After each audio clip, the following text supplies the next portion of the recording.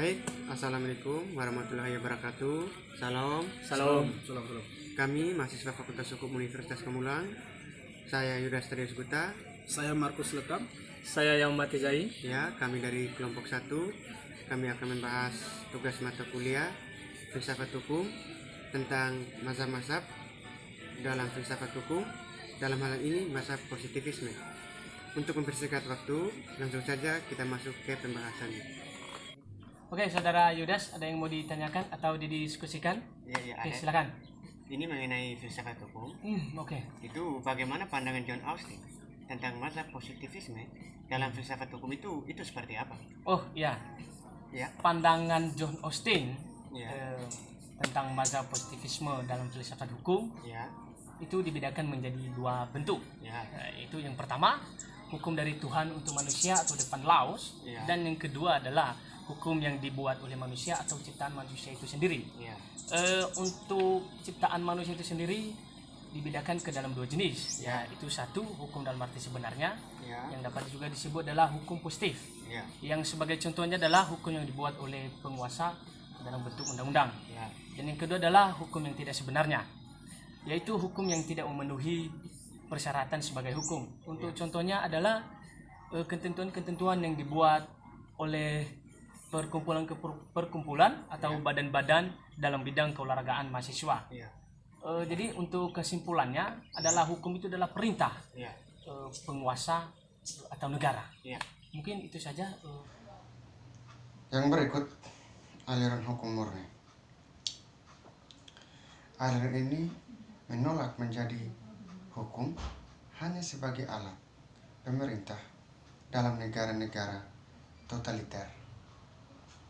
Dikatakan murni karena menurut aliran ini hukum harus dibersihkan dari anasir-nasir yang tidak yuridis, yaitu anasir etis, sosiologis, sejarah, dan juga anasir politis. Hukum adalah sebagaimana adanya yaitu yang terdapat dalam berbagai peraturan tentang hukum yang seharusnya ada.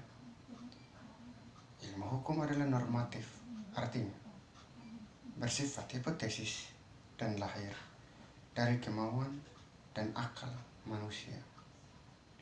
Menurut Kelsen, hukum harus dibersihkan dari anasir-nasir yang non-yuridis seperti unsur sosiologis, politis, historis, bahkan etis. Pemikiran ini yang kemudian dikenal dengan teori hukum murni atau Reine Redzener dari Kelsen. Jadi, hukum adalah suatu challenge atau kategori seharusnya atau ideal, bukan sense kategori atau kategori faktual. Baginya, hukum adalah suatu keharusan yang mengatur tingkah laku manusia sebagai makhluk rasional. Dalam hal ini, yang dipersoalkan oleh hukum bukanlah bagaimana hukum itu seharusnya atau what the law ought to be, tetapi apa hukumnya. Bang Markus, saya mau bertanya ini. Ya. Tentang bagaimana pengaruh mazhab positivisme terhadap hukum Indonesia.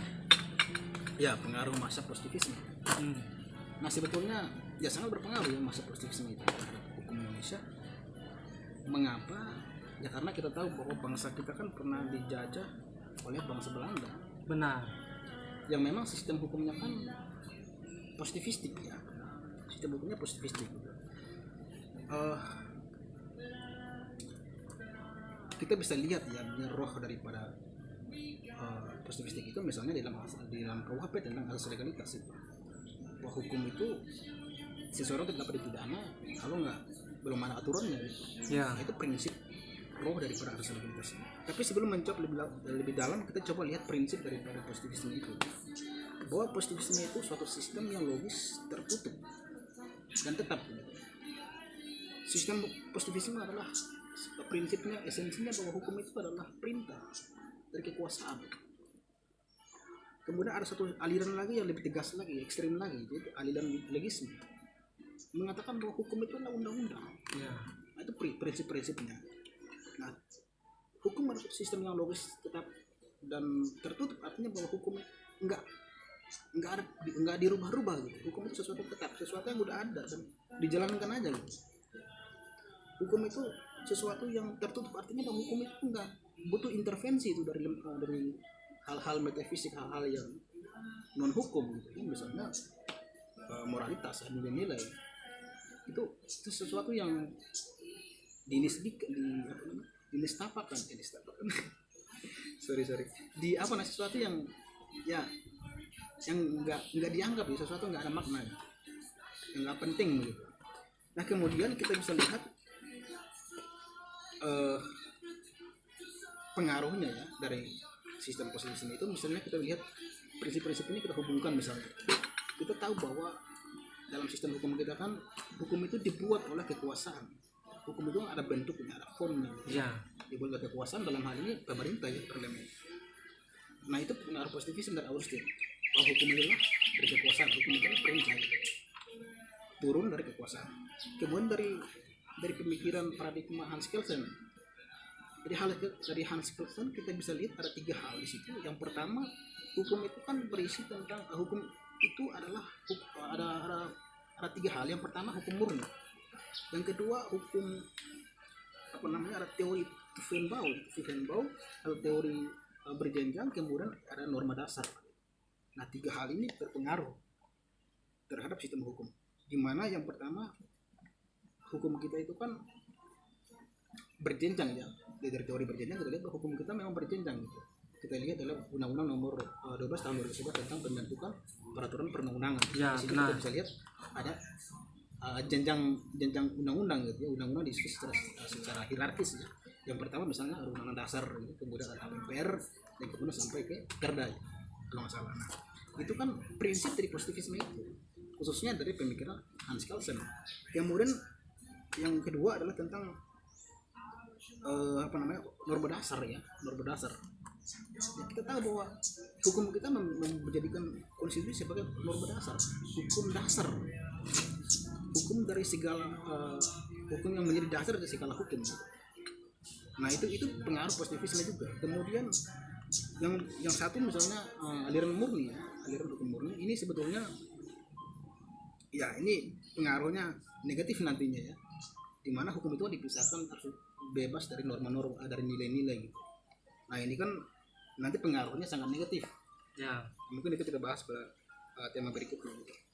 Nah jadi inilah pengaruh positivisme ya, terhadap sistem hukum kita gitu.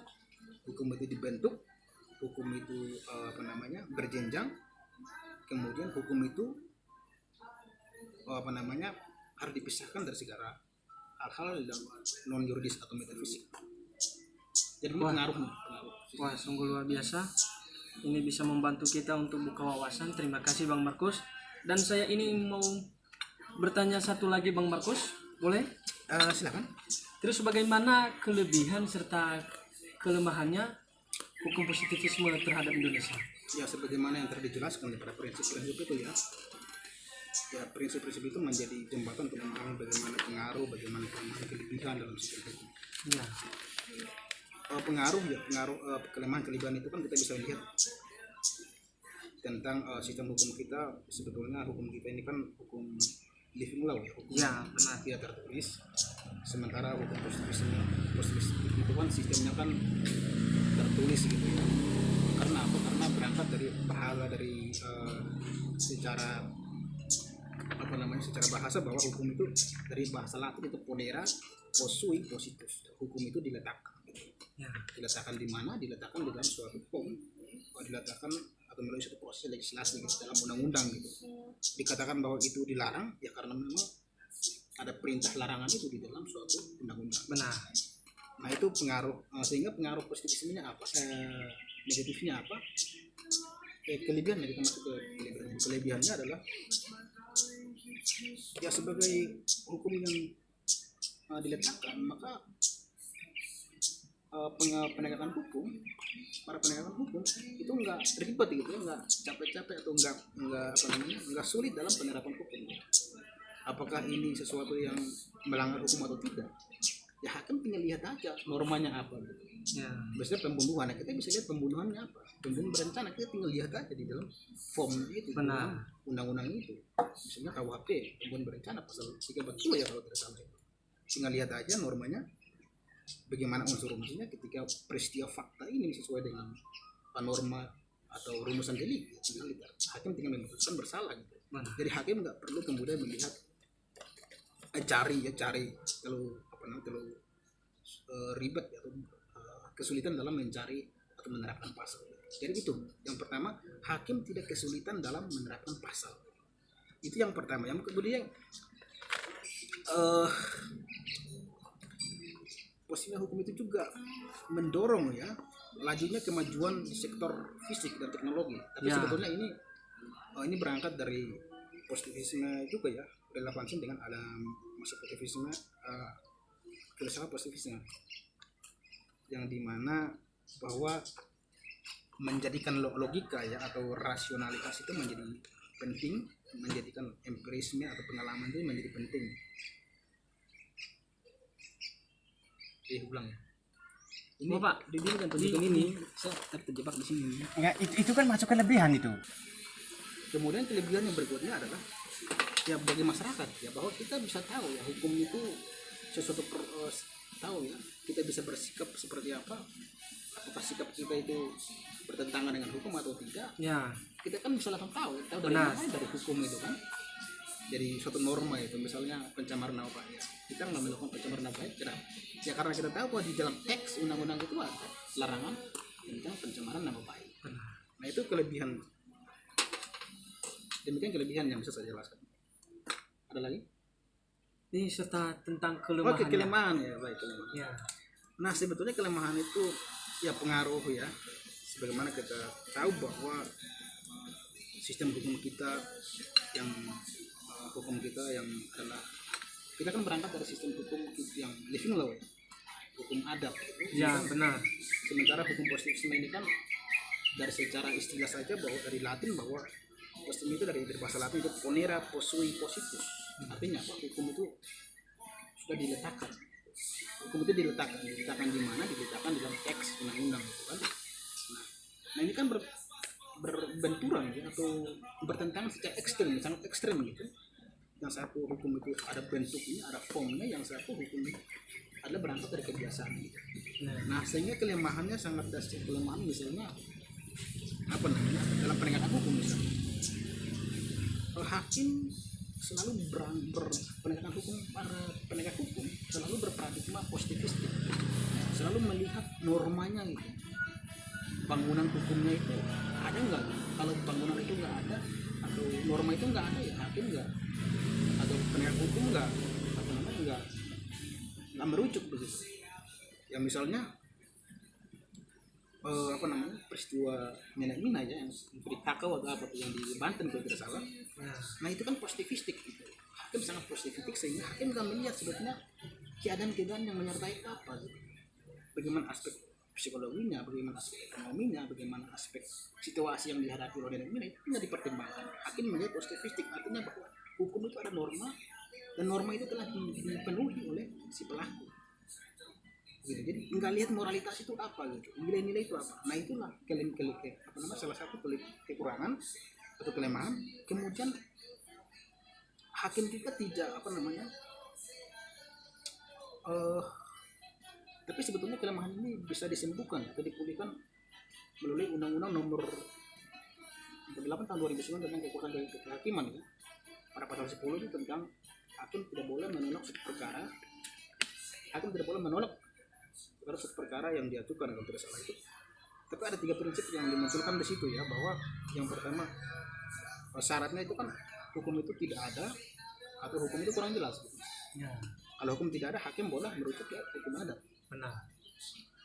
atau nilai-nilai yang ada di masyarakat. Kalau hukum kurang jelas, hakim bisa merujuk kepada hukum dalam masyarakat. Jadi pasal 10 Undang-Undang Nomor 8 Tahun 2009 itu memberikan pintu untuk apa namanya, hukum-hukum yang bukan hukum formal itu bisa masuk gitu. Tetapi syaratnya cuma dua itu. Jadi bukan, nah persoalannya itu apakah hukum itu adil atau tidak adil. Nah hakim nggak bisa keluar gitu, mau adil atau tidak adil, itulah hukum gitu. Jadi sebenarnya agak susah juga, atau agak susah juga,